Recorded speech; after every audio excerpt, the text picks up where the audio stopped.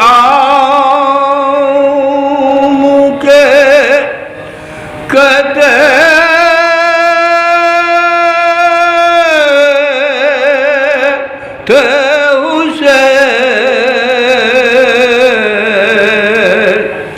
ہے تم نے علی اکبر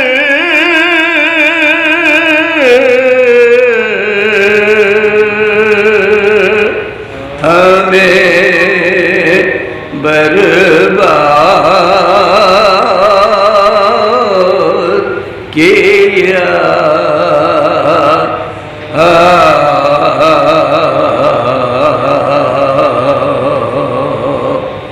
اکبر نے جو گھر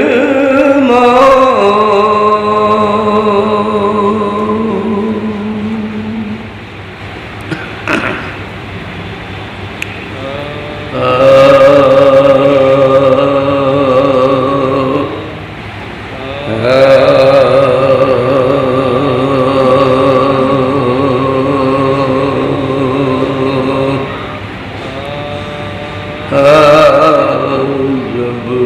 سنا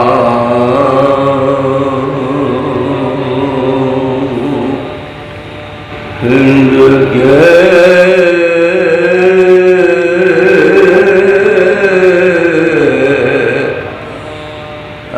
آنے کی خبر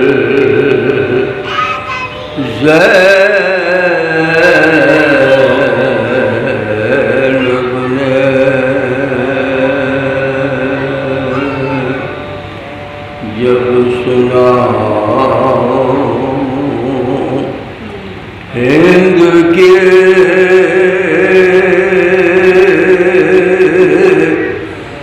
آنے کی خبر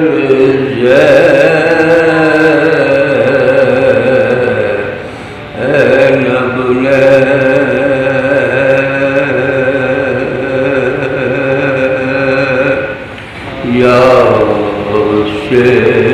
کی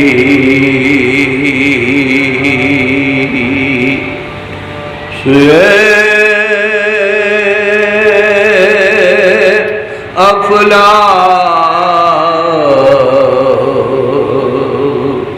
نظر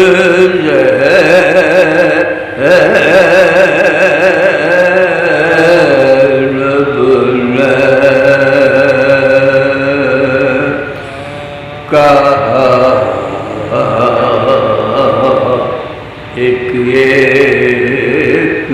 سے ہے بات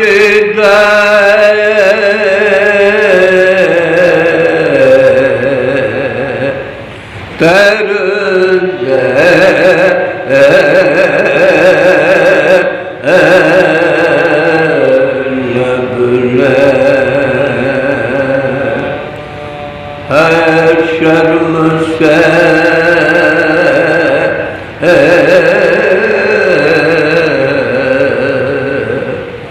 زانو پہ نہڑا لیا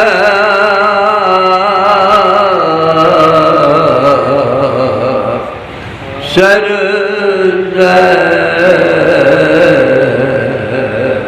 لب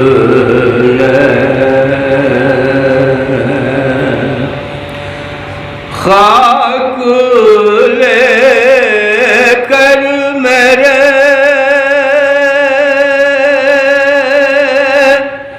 چہرے پہ لگاؤ لوگوں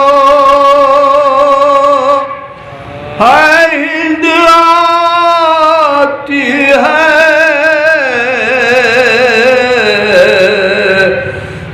کہیں مجھ کو چھپاؤ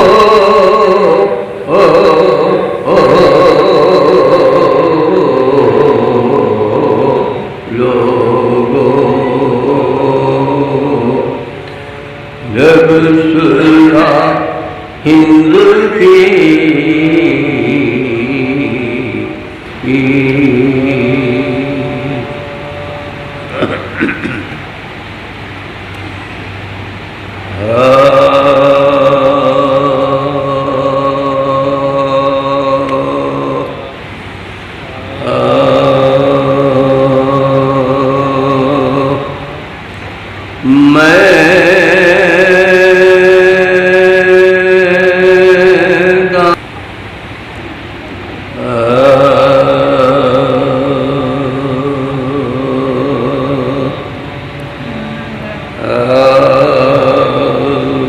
شبیہ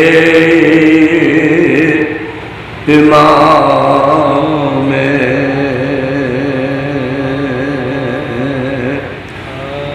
زمان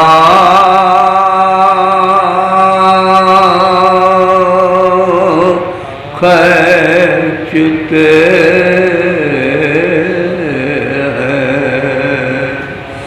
شبیہ امام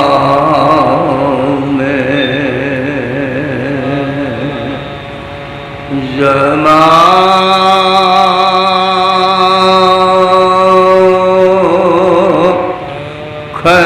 کھینچتے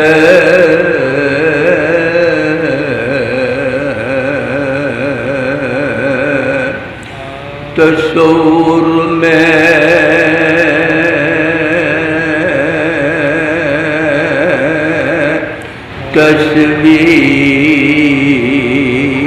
تصویر رہ جاؤ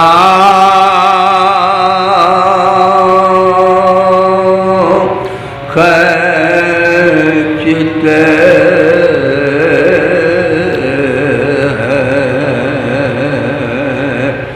شبیہ امام زمان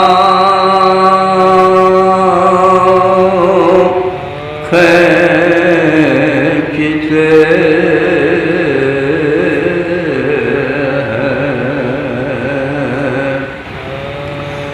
جگہ مول لی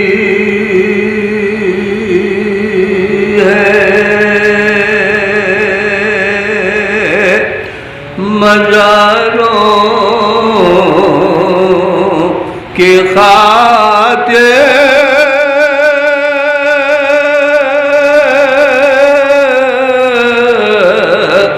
زمین پر شہیدی نشان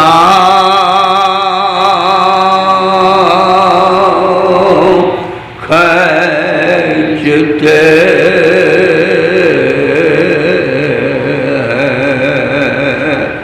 شبیہ امام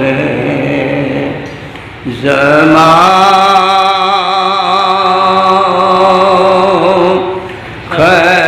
کھینچتے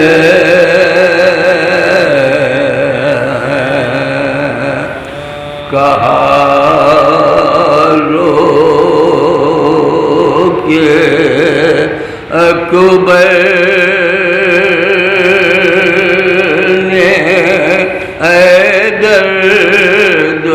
تھم جا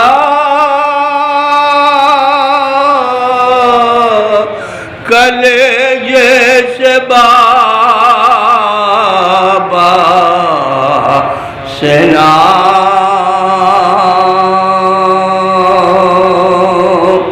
کھینچتے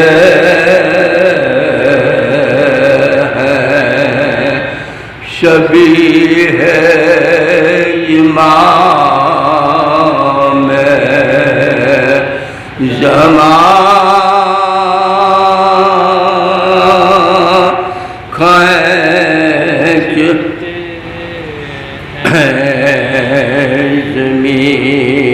زمیندار سے راہ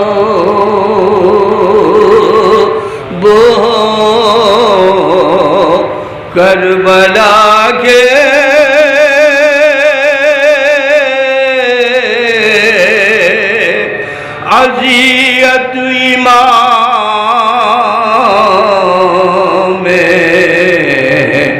زمان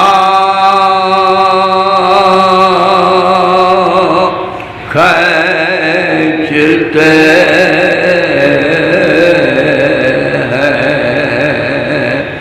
شبیہ امام زمان کھینچتے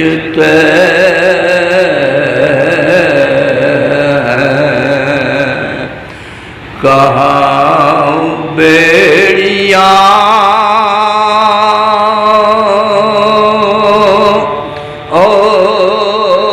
اور کہاں پائے آبے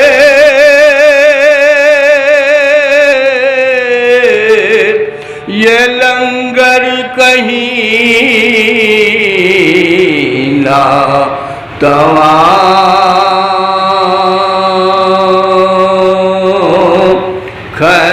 کھینچتے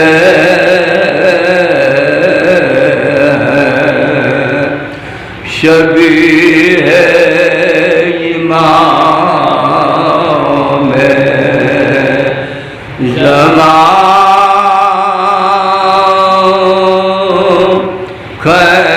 کھینچتے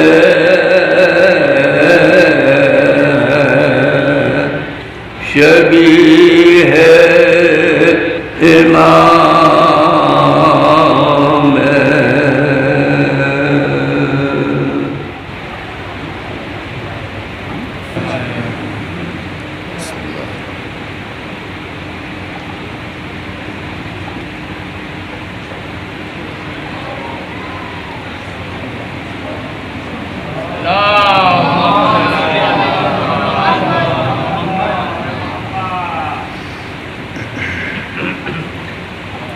اعوذ باللہ من الشیطان الرجیم بسم اللہ الرحمن الرحیم الحمد للہ رب العالمین والصلاة والسلام علی اشرف الانبیاء والمرسلین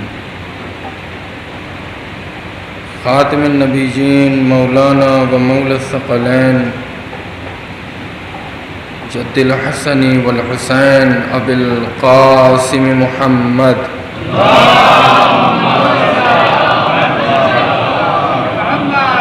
وآلہ الطیبین الطاہرین المعصومین المظلومین ولعنۃ اللہ علی اعدائہم اجمعین اما بعد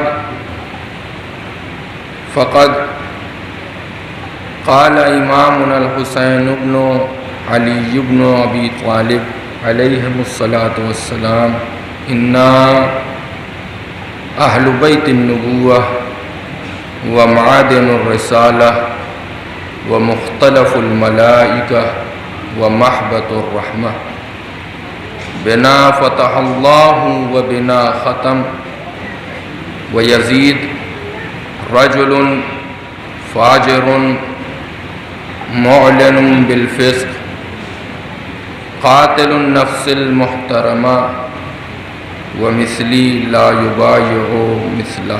صلوات پڑھیں محمد.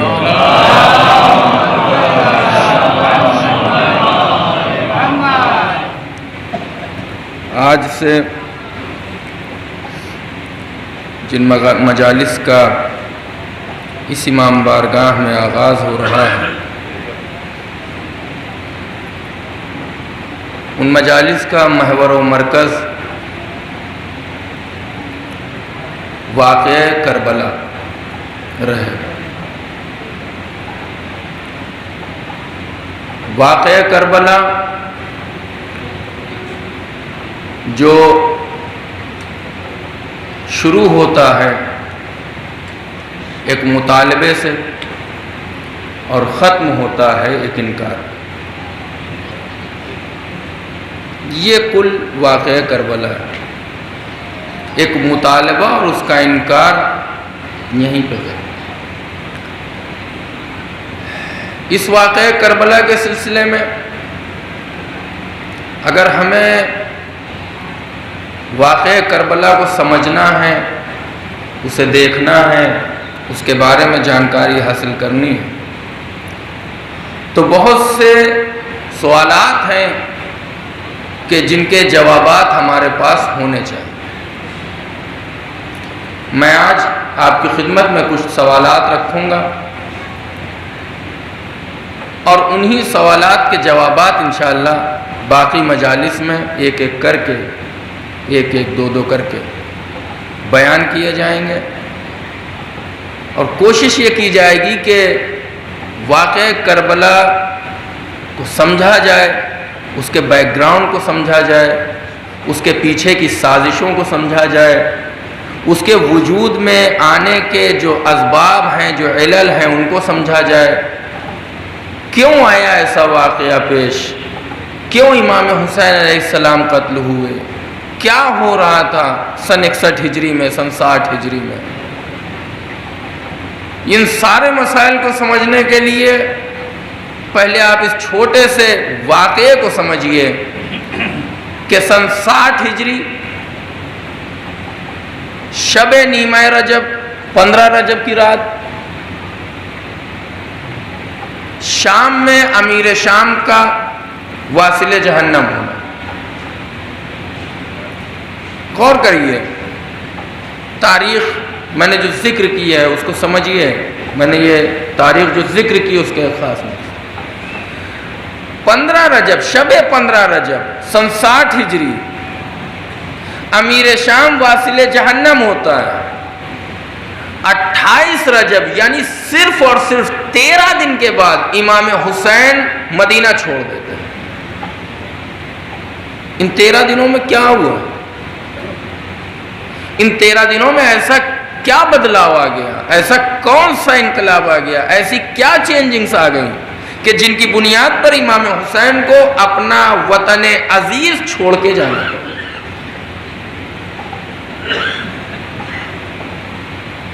حاکم شام کے انتقال کے وقت اس کا بیٹا یزید لعنت اللہ علیہ شام میں موجود نہیں تھا۔ خبر پہنچی، 3 دن بعد وہ شام پہنچا۔ 3 دن بعد کا مطلب یہ ہے کہ یعنی 18 تاریخ 18 رجب کو اگر وہ شام پہنچ رہا ہے تو اب یہاں سے اگر آپ جوڑیں گے تو ایسا کیا ہوا کہ 10 دنوں بعد امام نے مدینہ چھوڑ دیا؟ جیسے ہی شام پہنچا، کرسی سنبھالی، تخت خلافت سنبھالا، تخت حکومت سنبھالا، ویسے ہی خط لکھا، حسین ابن علی سے بیعت لے لی جائے۔ کس کو خط لکھا؟ والی مدینہ کو خط لکھا، ولید بن عتبہ، جو اس وقت مدینہ کا والی ہے، گورنر۔ حسین ابن علی سے بیعت لے لی جائے، عبداللہ ابن زبیر سے بیعت لے لی جائے، اور اگر یہ بیعت نہ کریں تو فوراً ان کا سر قلم کر کے شام بھیجا جائے۔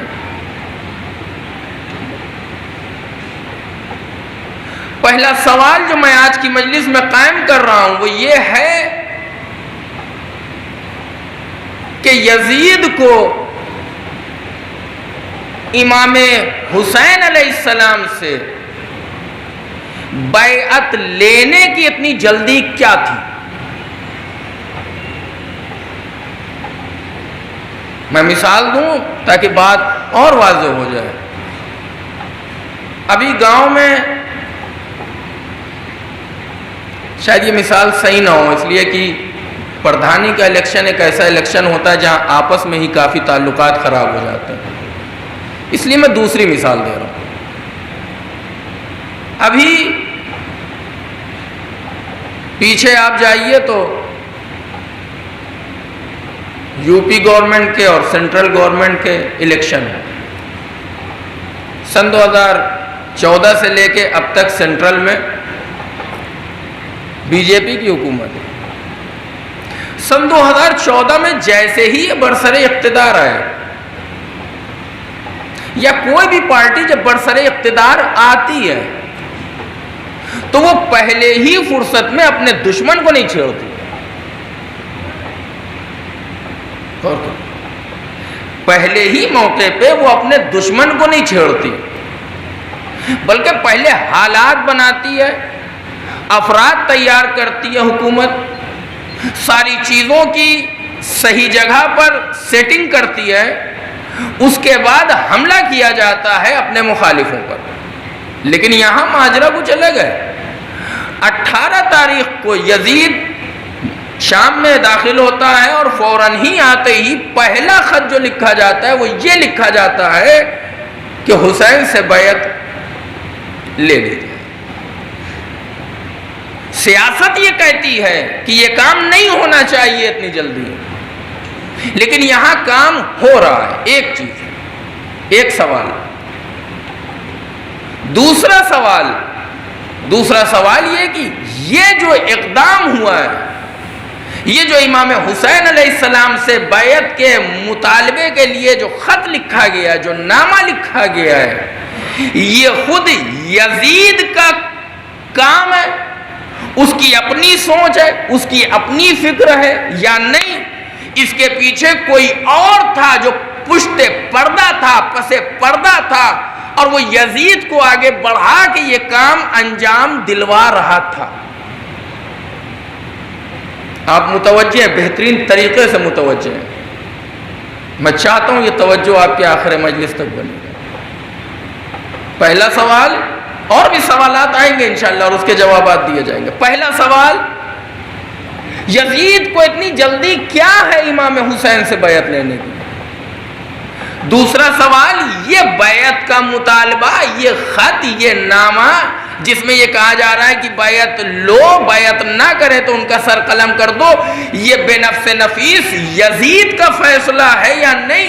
یزید ایک چہرہ ہے، بیک گراؤنڈ میں کوئی اور کام کر رہا ہے۔ ٹھیک ہے۔ تیسرا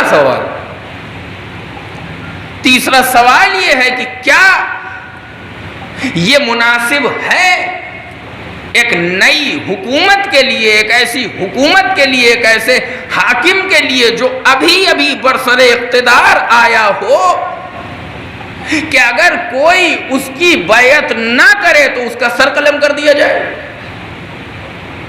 ایک سوال ہے۔ اس سوال میں ایک اور سوال پیدا ہوتا ہے، یہ جرأت آئی کہاں سے عالم اسلام کے اندر کہ نواسہ رسول کو مارنے کی دھمکی دی جائے؟ نواسہ رسول کے قتل کی بات کی جائے، یہ جرأت آئی کہاں سے؟ نئی پیدا ہوئی ہے یا اس سے پہلے کچھ ایسے حالات بنائے جا چکے ہیں کہ اب کسی کو نواسہ رسول کے خلاف بھی اس طریقے کے اقدام کرنے میں کوئی خوف اور ڈر محسوس نہیں ہوگا؟ یہ سوال آپ تک پہنچ گئے؟ انشاءاللہ میں ایک ایک کر کے جو اس مجلس میں ہو سکے اس مجلس میں، ورنہ آنے والی مجالس میں اور بھی سوالات ہیں، جہاں تک بات پہنچ سکے گی انشاءاللہ ان کے جوابات دیے جائیں۔ غور کریں۔ پہلا سوال، یزید کو اتنی جلدی کیا ہے امام حسین علیہ السلام سے بیعت لینے کی؟ سن 53 ہجری سے لے کے سن 60 ہجری تک امیر شام نے اپنے بیٹے یزید ملعون کے لیے ماحول بنایا ہے ولایت عہدی کا۔ غور کریے، سن 53 ہجری سے لے کے سن 60 ہجری تک، یعنی اپنے موت کے وقت تک ایک ماحول بنایا ہے یزید کی ولایت عہدی کا کہ میں جا رہا ہوں، میں چلا جاؤں گا، میرے بعد یہ خلافت، یہ ریاست، یہ سلطنت کدھر جانی چاہیے؟ یزید کی طرف۔ حالانکہ اب آپ غور کریے، حالانکہ صلح امام حسن علیہ السلام کے مطابق امیر شام کو یہ حق نہیں پہنچتا تھا کہ امیر شام اپنے بعد کسی کو حاکم یا خلیفہ بنائے۔ لہذا سن 53 ہجری سے پہلے، یا میں کہوں کہ سن 50 ہجری سے پہلے یہ کام نہیں ہو سکتا تھا. غور کریے کیوں نہیں ہو سکتا تھا؟ کیونکہ وہ صلح نامہ موجود تھا، امام حسن علیہ السلام موجود تھے، صلح کی شرائط موجود تھی، صلح پہ جو گواہی دینے والے افراد موجود تھے. لہذا جب تک امام حسن موجود ہیں ان کی صلح موجود ہے. جب صلح موجود ہے تو اس کے شرائط موجود ہے. ان کے شرائط میں سے ایک شرط یہ ہے کہ امیر شام اپنے بعد کسی کو حاکم اور خلیفہ نہیں بنا سکتا. لہذا اب راستے سے امام حسن کا ہٹانا بہت ضروری ہے. اس لیے امام حسن کو سن 50 ہجری میں زہر دے دیا جاتا ہے.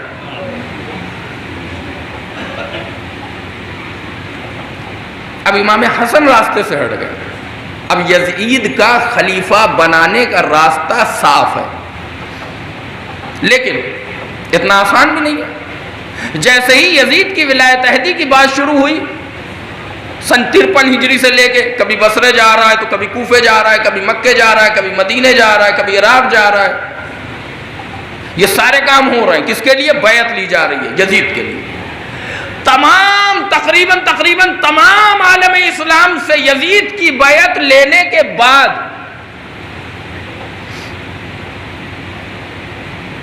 خدا کا شکر یہ ہے کہ اگر روز مجلس کے ٹائم بارش ہو جائے تو امام حسین کی محبت میں نہ صحیح بھیگنے کے ڈر سے لوگ فرش اعلیٰ پر بیٹھیں گے. صلوات پڑھ لیں محمد وآلہ.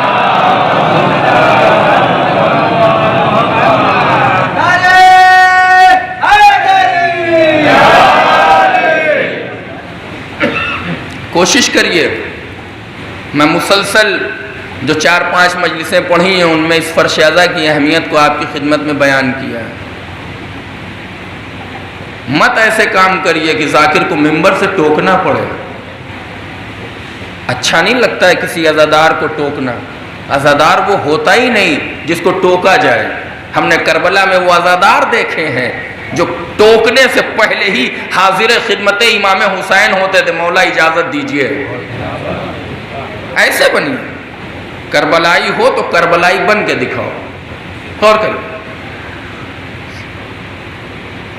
تمام لوگوں سے یزید کی بیعت لینے کے باوجود بھی اسلام کے بڑے نامور افراد وہ تھے جنہوں نے بیعت نہیں. ان میں سے عبد الرحمن ابن ابی بکر خلیفہ اول کے بیٹے، عبداللہ ابن عمر خلیفہ ثانی کے بیٹے. عبداللہ ابن عمر کی داستان بڑی دلچسپ ہے، بڑی دلچسپ داستان. تیسری خلافت کے بعد چوتھی خلافت جب مولا کائنات کے پاس آئی ہے تو اس سے پہلے عبداللہ ابن عمر کو بنانے کی کوشش کی گئی. انہوں نے انکار کر دیا. مولا علی کی بیعت بھی نہیں کی. امیر شام کے پالے میں بھی نہیں گئے. ہے نا جی. بڑی زاہد اور متقی شخصیت. عبادت کا تو کیا کہنا. رسول کی حدیثوں کے راوی ہیں، صحابہ میں سے کچھ جنگوں میں شرکت بھی کری ہے. لیکن عجیب ہے اتنی جنگوں میں شرکت کرنے کے بعد رسولوں کی حدیثوں کو یاد کر لینے کے بعد انہیں یہ نہیں پتا عظمت علی مرتضیٰ کیا ہے. کم سے کم رسول کی زبان سے نہ سنا ہوگا تو میدانوں میں علی کی تلوار سے تو سنا ہوگا جو گواہی دے رہی ہوگی کہ لا فتح الا علی، لا سیف الا ذوالفقار. خیر آؤں گا انشاءاللہ اس شخصیت کے اوپر. ہو سکتا ہے بیچ میں کہیں موقع ملے تو میں بتاؤں گا کہ ان کے ساتھ ہوا کیا، ان کا انجام کیا ہوا. دو شخصیتیں ہیں، عبداللہ ابن زبیر، عبداللہ ابن جعفر اور امام حسین. یہ وہ شخصیتیں ہیں عالم اسلام کی. دیکھیے میں بہت آہستہ آہستہ اپنی منزل تک آ رہا ہوں اور ہو سکتا ہے پہلی مجلس اسی سناٹے کے ساتھ اور توجہ کے ساتھ جس طریقے سے آپ سن رہے ہیں ختم ہو جائے اور مجھے کوئی پریشانی نہیں، تاکہ میں چاہتا ہوں ایک دم آپ کے ذہن میں یہ بات پہنچ جائے تاکہ آگے میری گفتگو بڑی آسان ہو جائے. یہ 4-5 بڑی نامور شخصیتیں ہیں. جب ان سے بیعت کا مطالبہ ہوا تو انہوں نے کہا کہ کیا تم روم اور ایران والا سسٹم اور نظام جو ہے وہ لانا چاہ رہے ہو کہ جب وہاں ایک قیصر جاتا ہے تو دوسرا قیصر آ جاتا ہے، ایک ہرکل جاتا ہے تو دوسرا ہرکل آ جاتا ہے، ایک بادشاہ جاتا ہے تو اس کا بیٹا. یہ کوئی وراثت کی چیز تھوڑی ہے، یہ خلافت ہے. یہ تو خلافت ہے، یہ وراثت کی چیز تھوڑی ہے کہ تم مر گئے تو تمہارا بیٹا بن جائے گا۔ یہی جواب تقریباً جو ہے وہ سب نے دیا ہے۔ امام حسین کا جواب کچھ الگ تھا، عبداللہ ابن جعفر کا جواب کچھ الگ تھا، اور وہ الگ اس لیے تھا کیونکہ ان کا خاندان الگ تھا، ان کی شرافت الگ تھی، ان کی فضیلت الگ تھی۔ عبداللہ بن جعفر اور امام حسین علیہ السلام کا جواب کچھ ملتا جلتا ہے، اور وہ ملتا جلتا کچھ یہ ہے، اس کا خلاصہ یہ ہے کہ اگر تمہارے بعد تم یزید کو خلیفہ بنانا بھی چاہ رہے ہو اور حاکم بنانا بھی چاہ رہے ہو تو ہمارا جواب یہ ہے کہ یزید سے بہتر افراد ہمارے درمیان موجود ہیں۔ خاندان رسالت کے ہوتے ہوئے یہ حق کسی اور کو پہنچتا ہی نہیں ہے، رسول کے آل و اولاد کے ہوتے ہوئے یہ حق کسی اور تک پہنچتا ہی نہیں۔ یہ جواب تھا جس کی بنیاد پر وہ بیعت نہ لے سکا ان افراد سے، یہ 4-5 افراد جو 6 افراد ہیں ان سے بیعت نہیں لی جا سکتی۔ لہذا چونکہ سن 53 ہجری سے لے کے جو کوششیں سن 60 ہجری تک ہوئیں اس میں امام حسین ان افراد میں سے تھے جن سے بیعت نہیں لی گئی، لہذا اب سب سے پہلے ضروری یہ تھا کہ بیعت لی جائے اس انسان سے جس کی بیعت ابھی تک نہیں۔ یہ جو جلدی ہے اس وجہ ہے، ایک وجہ یہ ہے جلدی کی کہ یہ ذات ان افراد میں سے ہے جنہوں نے بیعت نہیں کری، انکار کر۔ حالانکہ تاریخ کا ایک اور ورق ہے جو یہ کہتا ہے کہ جب یہ خط مدینے میں آیا ہے تو تاریخ لکھتی ہے کہ عبداللہ ابن عمر مدینہ چھوڑ گئے، عبداللہ ابن زبیر رات کے اندھیرے میں غائب ہو گئے، مکے میں جا کے خانہ کعبہ میں پناہ لے لی، لیکن حسین تھے جو ڈٹے ہوئے تھے۔ وہ کیوں نہ ڈٹے رہتے؟ جو غیر فرار کے وارث ہوں انہیں فرار اختیار کرنا اچھا نہیں لگتا، ڈٹے۔ ایک وجہ یہ ہے، لہذا جلدی ہے ان سے بیعت لی جائے۔ دوسری وجہ کیوں جلدی ہے؟ دوسری وجہ یہ ہے کہ ان تمام افراد میں اور امام حسین میں ایک بنیادی فرق ہے۔ وہ فرق کیا ہے؟ وہ فرق یہ ہے کہ 53 ہجری جب سے بیعت کی بات شروع ہوئی ہے یزید کی اور سن 60 ہجری تک یہ سارے انہوں نے بیعت کا تو انکار کیا ہے، لیکن بیعت کے خلاف، امیر شام کے خلاف، یزید کے خلاف، حکومت وقت کے خلاف کوئی اقدام۔ لیکن امام حسین کے بارے میں ملتا ہے، امام حسین لشکر تیار کر رہے تھے۔ وہ ہے نا، وہ ہم زندگی کے وہ 10 سال ہمارے پاس امام حسین کے کتنے سال ہیں؟ سن 4 ہجری آغاز ولادت سے لے کے رسول کے زمانے کے واقعات بہت ہیں۔ کبھی کپڑے آ رہے ہیں تو کبھی جھولا جھلایا جا رہا ہے، کبھی فطروس ہے تو کبھی جبرائیل ہے، کبھی چکی چل رہی ہے تو کبھی سورہ نازل ہو رہے ہیں، کبھی آیت آ رہی ہے، کبھی رسول بوسے لے رہے ہیں، کبھی رسول اپنے شانوں پہ بٹھا رہے ہیں، کبھی رسول خطبے کو توڑ کے آغوش میں، یہ ساری چیزیں ہیں۔ اس کے بعد مولا کائنات کا زمانہ ہے، امام حسن کا زمانہ ہے۔ سن 50 ہجری کے بعد اب اچانک امام حسین ہمیں کہاں دکھائی دیتے ہیں؟ سن 60 ہجری کے آخر میں۔ یہ 10 سال کہاں ہے امام حسین؟ 10 سال امام نے کیا 10 سال امام نے یہ کیا ہے، لوگ اکٹھا کر رہے ہیں، افراد جمع کر رہے ہیں، کس لیے؟ قیام کے لیے۔ یعنی قیام کربلا بات کی چیز ہے۔ امام حسین ان 10 سالوں میں لوگوں سے رابطے میں، کوفے کے لوگ مل رہے ہیں امام سے، بصرے کے لوگ مل رہے ہیں امام سے، عراق کے لوگ مل رہے ہیں امام سے، مکے اور مدینے کے لوگ مل رہے ہیں امام سے۔ کس لیے؟ تاکہ جمع ہوا جائے اور ایک مقصد کے تحت حکومت وقت کے خلاف قیام کیا جائے۔ لیکن وہ حالات ایسے بن نہیں پائے کہ امام قیام کرتے جس طریقے سے امام قیام کرنے کی سوچ رہے تھے۔ اس سے پہلے کہ امام قیام کرتے، امیر شام واصل جہنم سے ہونے کے بعد فوراً جو ہے وہ بیعت کا مطالبہ ہوتا۔ لہذا امام حسین علیہ السلام سے بیعت کا لینا بہت ضروری ہے۔ کیوں؟ اس لیے کہ لوگ ان سے ٹچ میں ہیں، لوگ ان سے رابطے میں، لوگوں کا آنا جانا ہے. مروان کے زمانے میں مروان بن حکم کے زمانے میں جو ہے وہ مدینے کا والی تھا, گورنر تھا, حاکم تھا. اس نے امیر شام کو لکھا, امیر شام ہوشیار, لوگ آ جا رہے ہیں, کوفے کے لوگ امام سے مل رہے ہیں, مدینے کے لوگ امام سے رفت و آمد کر رہے ہیں, ایسا لگ رہا ہے جیسے کوئی گہری سازش ہو رہی ہے. امیر شام چالاک تھا,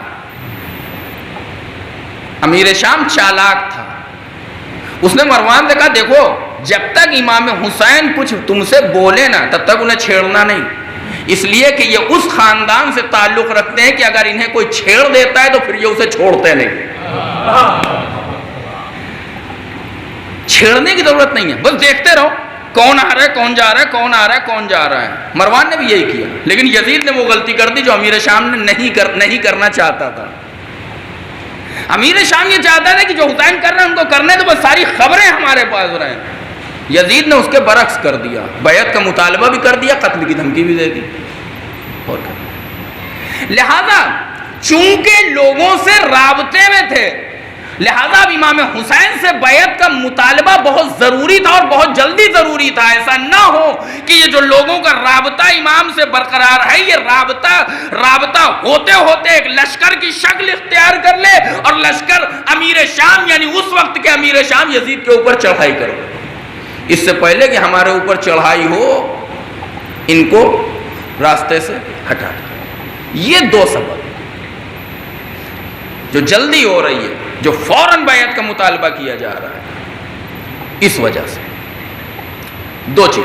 تیسری چیز جس کی بنیاد پر یزید نے حکومت پہ بیٹھتے ہی بیعت کا مطالبہ کر لیا, اور کیا وہ ہے امام کی عظمت, امام کی شان, امام کا خاندانی مرتبہ, امام کی خاندانی شرافت و فضیلت.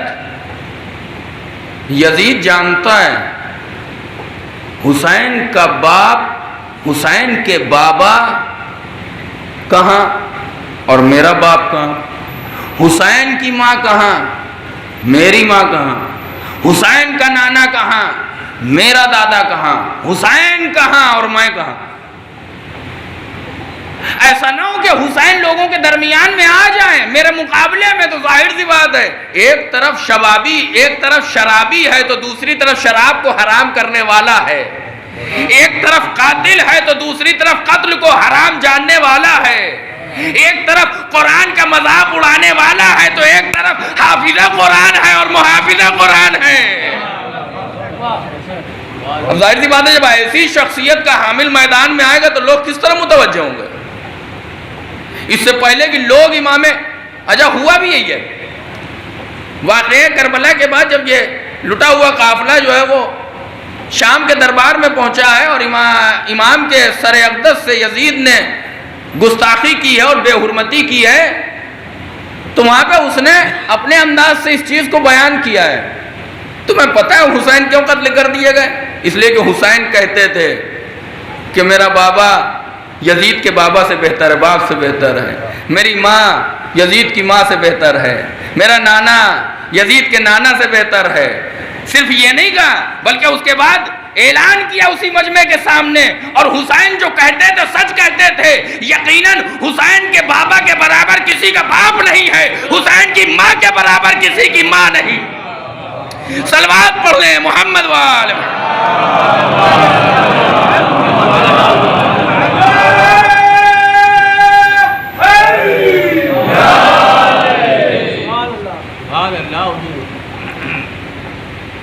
یہ تین سبب میں نے آپ کی خدمت میں بتایا.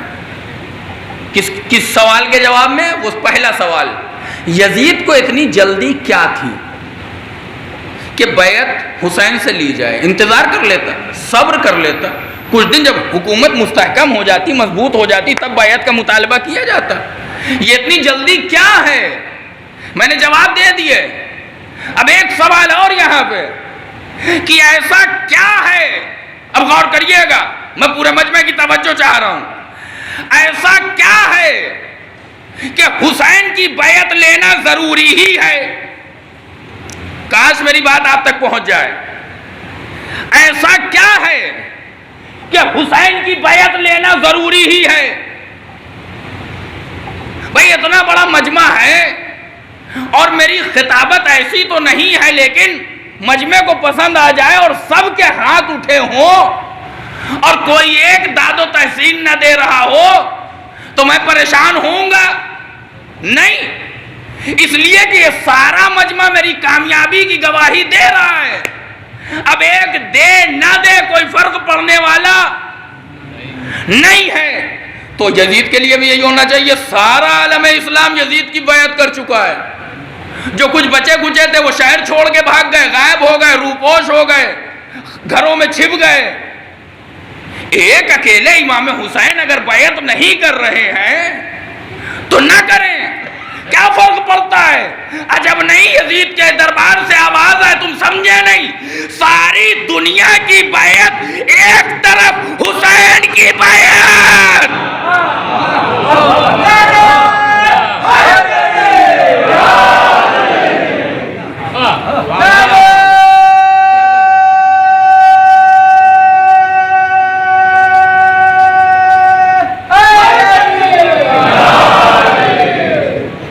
سارے عالم اسلام کی بیعت ایک طرف ہے، اکیلے امام حسین کی بیعت اس کا وزن الگ ہے، اس کی سنگینی الگ ہے. اور کیوں نہ ہو، یزید نے اپنی نگاہوں سے دیکھا بھی ہوگا اور نہ دیکھا ہوگا تو سنا تو ضرور ہوگا کہ اسی خاندان کے اس سے پہلے کے امام میں بھی، اس کی بیعت میں بھی یہی بات تھی. میں کیا عرض کر رہا ہوں آپ کی خدمت میں؟ سقیفہ بنی ساعدہ میں سارے عالم اسلام کی بیعت لینے کے بعد ضرورت کیا پڑی کہ علی کے گلے میں رسی ڈالی جائے، علی کے گلے پہ تلوار رکھی جائے، بیعت کا مطالبہ کیا جائے. سقیفہ سے بھی یہی آواز آئے گی، سارے عالم اسلام کی بیعت ایک طرف ہے، اکیلے علی ابن ابی طالب کی بیعت. صلوات بر محمد وآل محمد.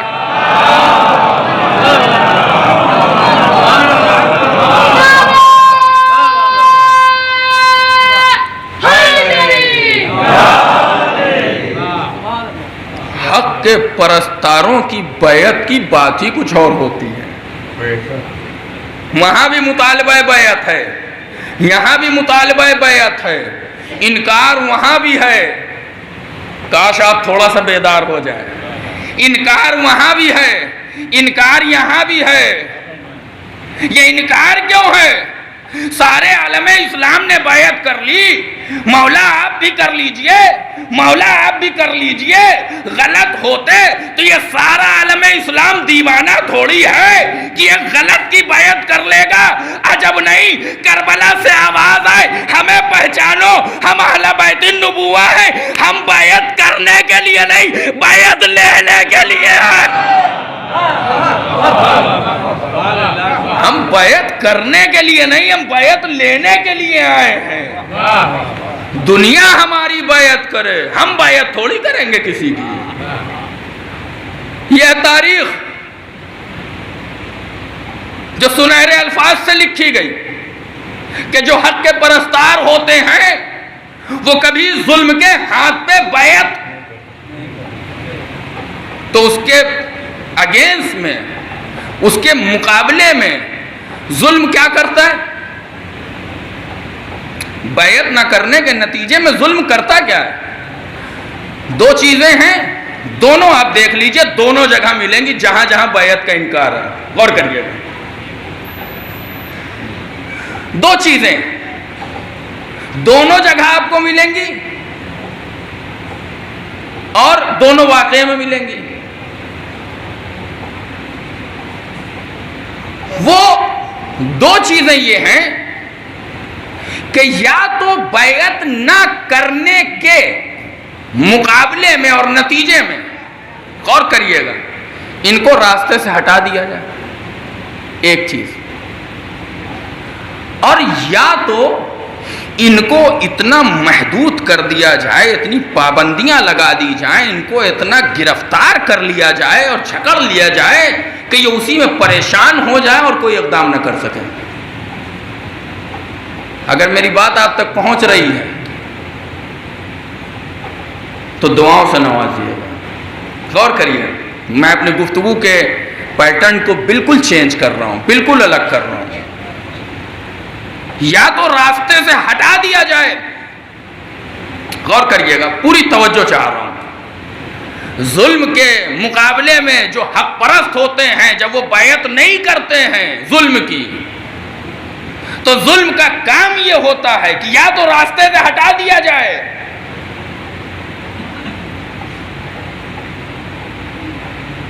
اور یا ان کو توڑ دیا جائے،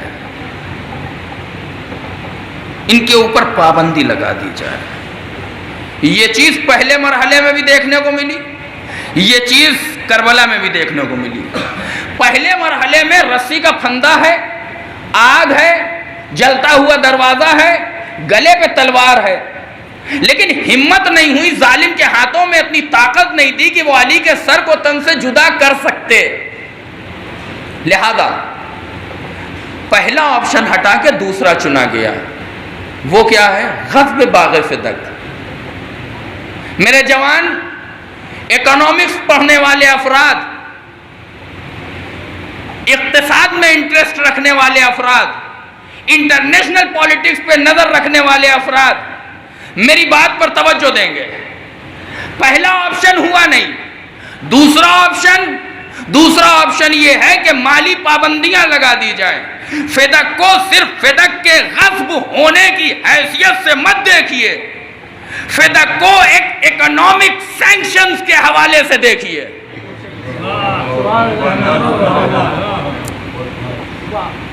بڑی محنت لگ رہی ہے مجھے اپنی بات کو پہنچانے میں۔ فدق صرف اس اینگل سے مت دیکھیے کہ شہزادی کا حق تھا، اس کو کسی نے غصب کر لیا، جس نے غصب کر لیا اس پہ لعنت ہے، بے شمار لعنت ہے، ٹھیک ہے یہ، لیکن ایک دوسرے اینگل سے دیکھیے۔ وہ کیا ہے کہ فدق ایک ایسا باغ تھا کہ کوئی چھوٹا موٹا باغ نہیں تھا، اس کی درآمد جو تھی وہ اونٹوں پر آتی تھی۔ یہ درآمد اگر اہل بیت علیہ السلام کے پاس پہنچ جاتی تو اہل بیت اس درآمد کا استعمال کس چیز میں کرتے؟ اسلحوں میں کرتے، افراد میں کرتے، تعداد میں کرتے، سپاہیوں میں کرتے۔ پھر ایسے افراد جمع ہوتے اور جو ابھی تک علی کا ساتھ دینے کے لیے تیار نہیں تھے، وہ سپاہی اور وہ فوجیں تیار ہوتی اور حکومت وقت کے مقابلے میں قیام ہوتا۔ اس سے پہلے کہ حکومت وقت کے مقابلے میں کوئی لشکر کھڑا ہو، اس لشکر کی اکنامک ریڑھ کی جو ہڈی ہے اس کو توڑ دیا جائے، جسے فدق کہا جاتا ہے۔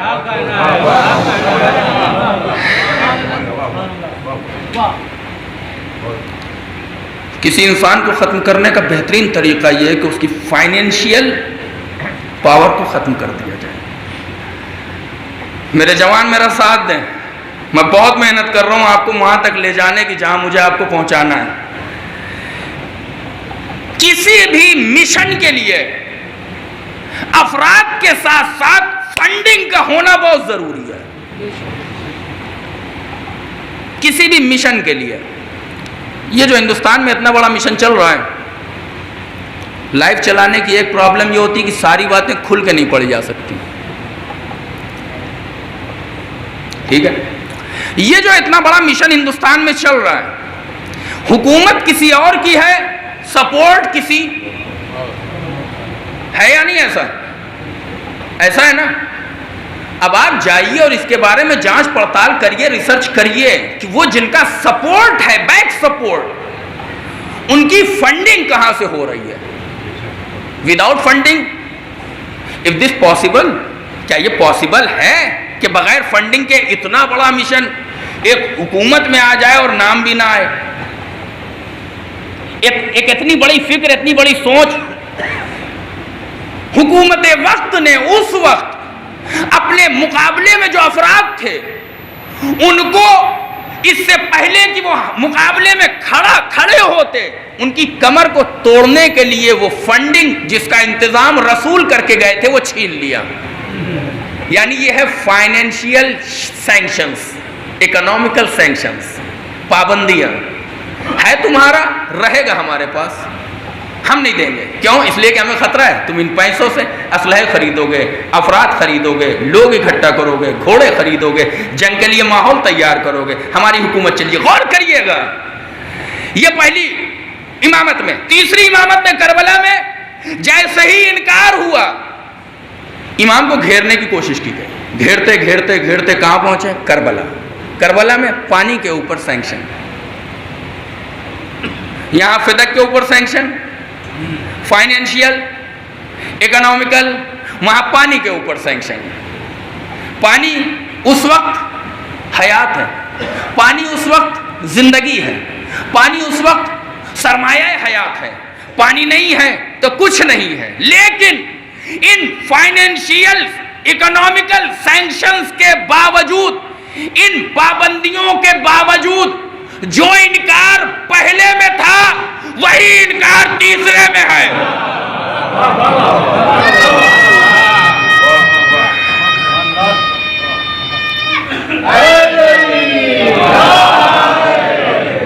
دیکھیں اب یہاں تک آ گئے تو ایک مرحلہ اور بچا ہے، وہاں تک میرا ساتھ دے دیجئے گا. اتنے سینکشنز لگانے کے باوجود، معمولی سینکشنز نہیں ہے، معمولی پابندیاں نہیں ہیں. کوئی ان سے مل نہیں سکتا، کوئی ان سے ٹچ میں نہیں رہ سکتا. جو ان کی مدح سرائی کرے اس کو دار پہ ٹانگ دیا جائے گا، جو ان کے ہمراہ ہیں انہیں قتل کر دیا جائے گا. یہ سارے سینکشنز تو ہیں. لیکن اس کے باوجود وہاں بیعت کا مطالبہ ہوا انکار، یہاں بیعت کا مطالبہ ہوا انکار. یعنی ایک حسینی مزاج یہ بن گیا کہ پابندیاں چاہے جتنی ہو، ظلم کے خلاف جب ہم انکار کر دیتے ہیں،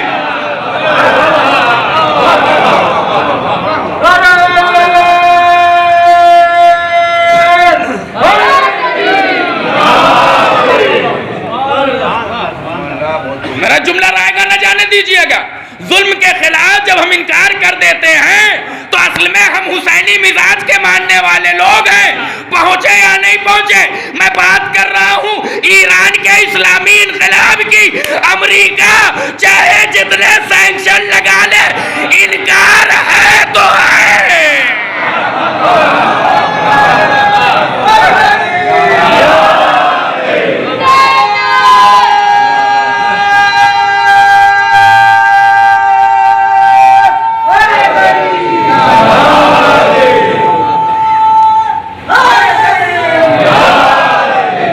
بہت شکریہ.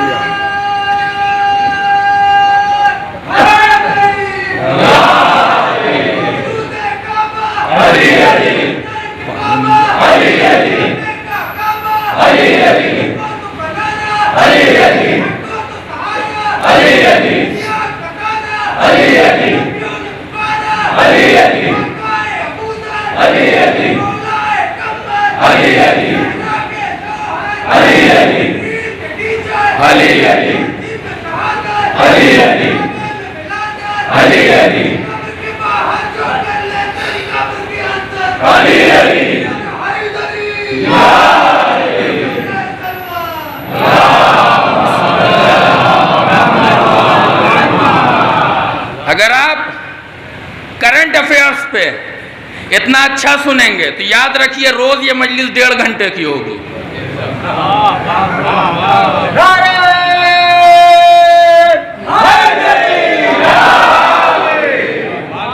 وہ اتنا دعوے کے ساتھ کہہ کے جا رہا ہوں کہ جب میں یہاں سے جاؤں گا، باقی مجلسوں کا پتہ نہیں وہ کیسی ہوں گی، لیکن ان مجلسوں کے لیے چیلنج کر کے جا رہا ہوں کہ جو سنا کے جاؤں گا وہ پہلے آپ نے کبھی نہ سنا ہوگا.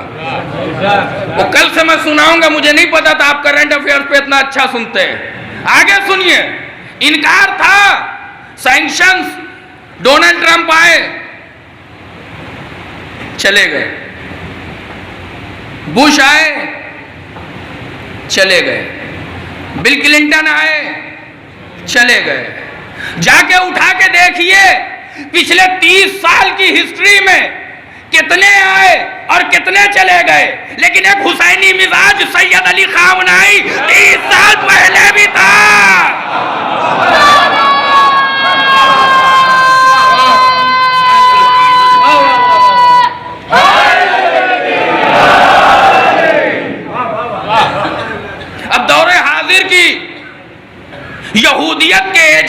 اخباری،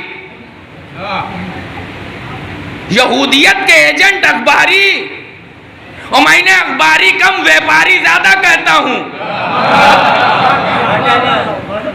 دلیل تم کیوں کہتا ہوں؟ میں نے اخباری کم اور ویپاری زیادہ کہتا ہوں، کیوں؟ اس لیے کہ اسرائیل کے سکوں اور امریکن ڈالرز پہ جو اپنا ایمان بیچ دے وہ اخباری نہیں ویپاری ہے۔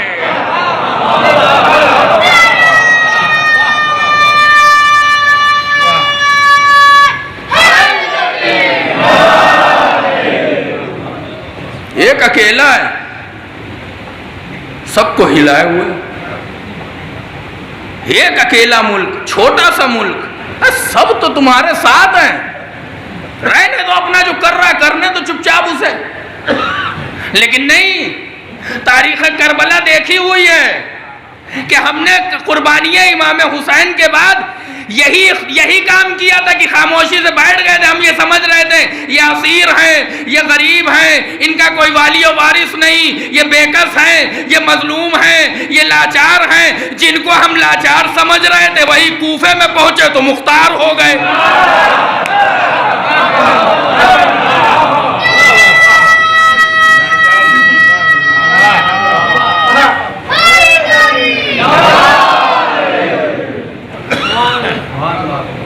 تاریخ اسلام کچھ ایسی رہی ہے، آج ہائی سیکرٹ وہ فائل نکل کے ہمارے سامنے آ رہی ہے، اتی گوپنی پی ڈی ایف فائل سب کے پاس واٹس ایپ پہ جوانوں کے پاس موجود ہوگی، اتی گوپنی ہائی سیکرٹ۔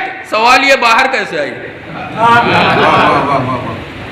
بھئی اتی گوپنی ہے، اس کے اوپر لکھا ہوا ہے اتی گوپنی ہائی سیکرٹ، تو باہر کیسے آئی؟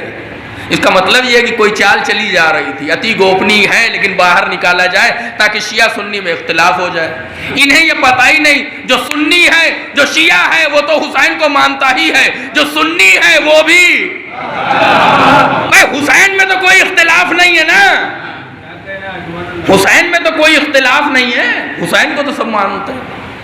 وہی چاہ رہے تھے آپس میں کلیش ہو، آپس میں ٹکراؤ ہو، لیکن ہم سمجھدار ہیں، عقل مند ہیں، اور میں نے اس سے پہلے کی مجلس میں کہا ہے کہ علی کا چاہنے والا سب کچھ ہو سکتا ہے، بے وقوف نہیں ہو سکتا۔ ایک سلوات پڑھیے تو میں بتاؤں کیوں بے وقوف نہیں ہو سکتا۔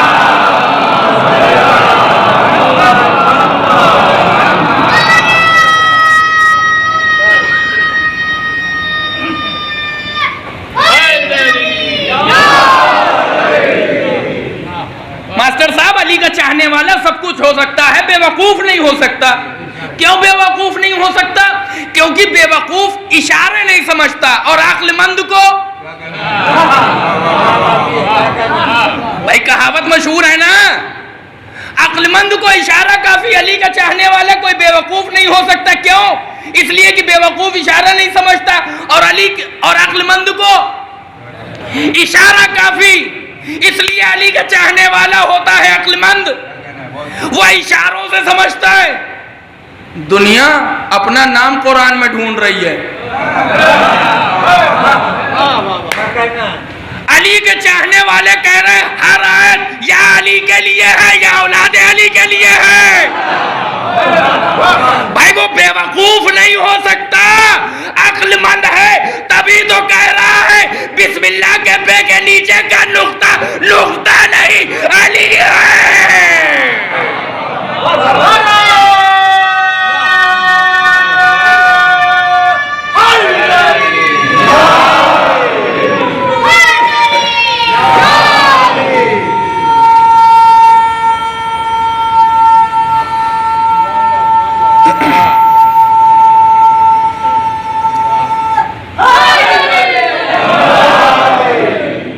میں اس سے زیادہ آپ کو وقت نہیں لوں گا، کیونکہ مسلسل آپ مجلسیں کرتے ہیں، میں نے زیادہ مجلس پڑھ دی تو آپ بور ہو جائیں گے، کل سے آئیں گے نہیں، اور میں چاہتا ہوں آپ روز آئیں اور اسی طریقے سے آئیں، اور بغیر بارش کے بہانے کے آئیں، اور انشاءاللہ آپ آئیں گے۔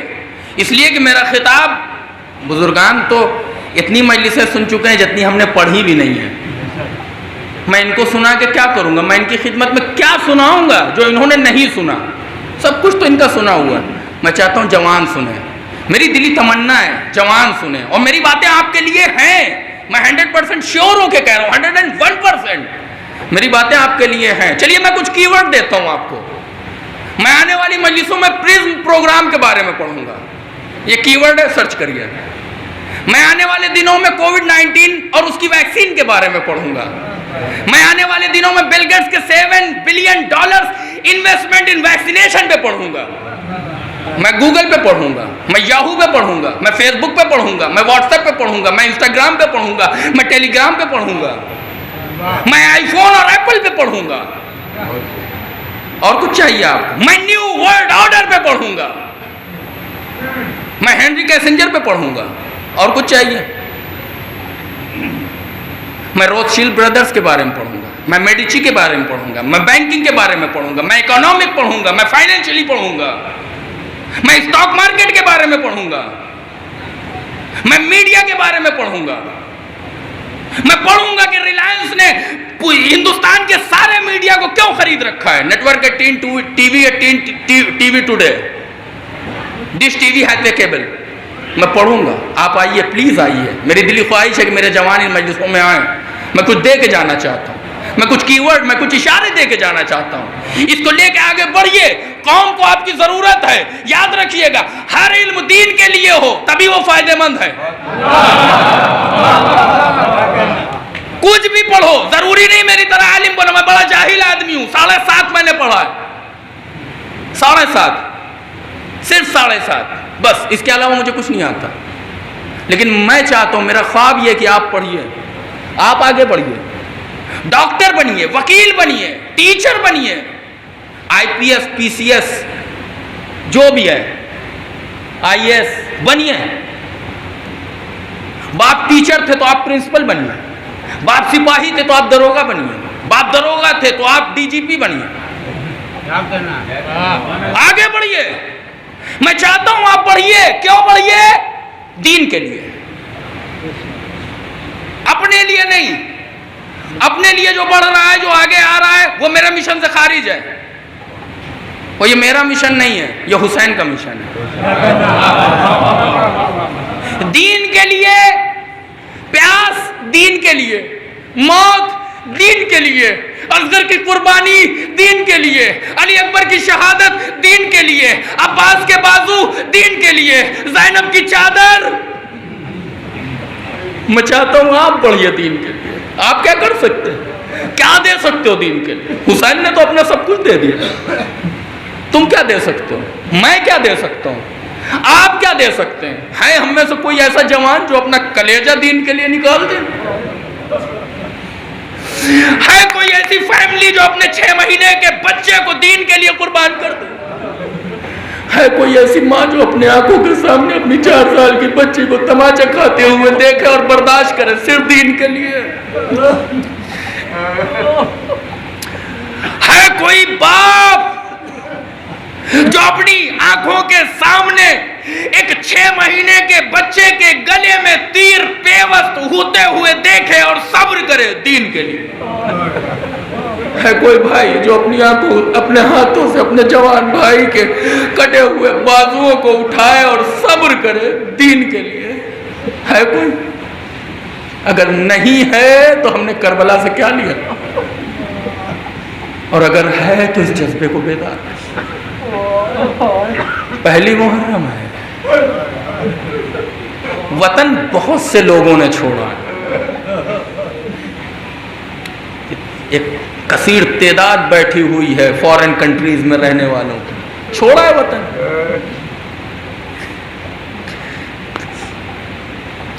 گھر کے دروازے پہ آتے آتے کتنی بار پیچھے پلٹ کے دیکھتے ہیں، خاص طور سے تب جب گھر میں کوئی چھوٹی سی بچی۔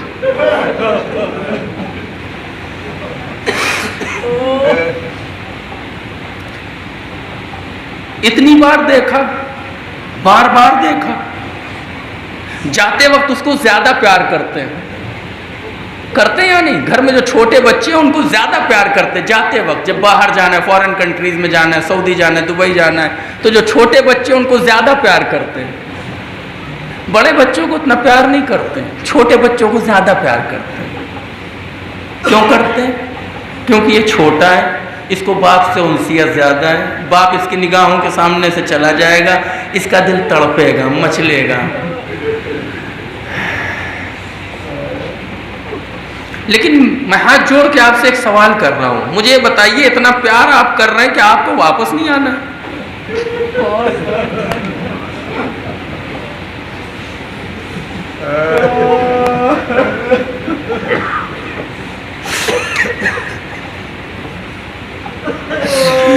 ارے بھائی اتنا پیار کر کے جا رہا ہوں، کیا یہ پتا ہے واپس نہیں آنا؟ نہیں، یقین ہے واپس آئیں گے، یہ بھی یقین ہے کہ یہ زندہ رہے گا، لیکن اس کے باوجود اتنا پیار، لیکن جو حسین صغرا کو چھوڑ کے جا رہے ہو اور یہ یقین ہو کہ اب واپس نہیں آنا۔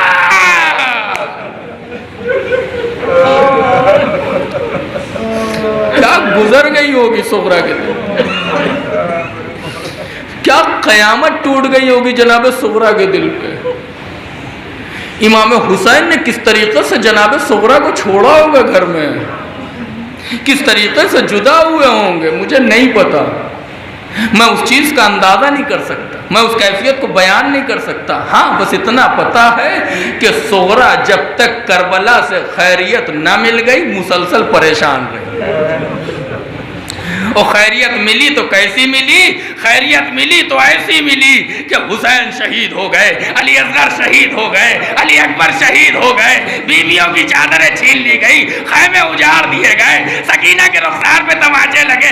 اب پہلے تو کم پریشان تھی، اب اور زیادہ پریشان ہو گئی، سینے پہ ہاتھ مارا، ہائے میرا گھٹنیاں چلنے والا اصغر، ہائے میرا بھیا علی اکبر، ہائے میرا چچا عباس۔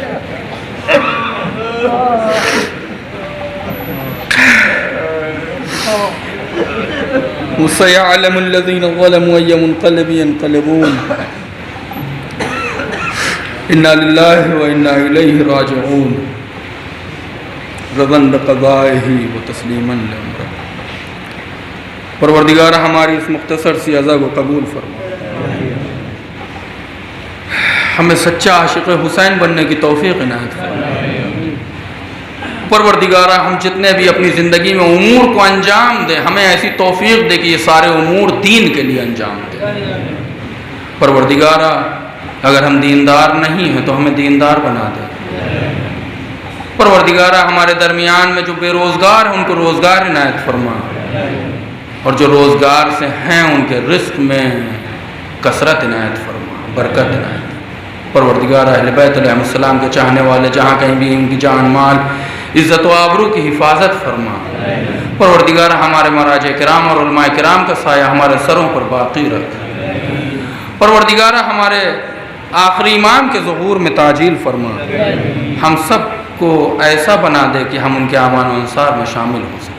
ربنا تقبل منا هذا القلیل انک انت السمیع العلیم انک علی کل شیء قدیر۔